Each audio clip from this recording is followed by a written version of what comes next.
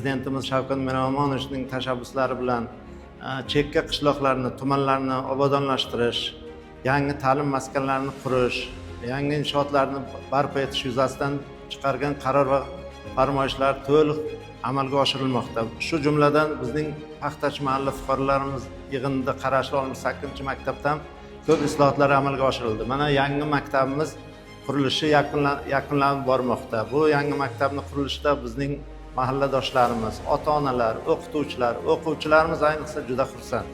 Bundan kelib chiqadiki, maktabimizda sportzal yo'q edi, mana sportzallar qurildi. Endi bolalarimiz mazza qilib mana shu sportzallarda o'zlarini amaliyotlarini bajaradilar. Yangi o'quv korpuslarida bilim olishga chanqoq o'quvchilarimiz o'qiydilar. Mana bizlarda ham endi imkoniyat bor. Buning uchun avvalambor prezidentimizga rahmat deymiz. Xo'sh, mana shu maktabimizning qurilishi nasib bo'lsa, mustaqilligimizning 35 yillik yubiley to'yiga munosib sovg'a deb bilamiz.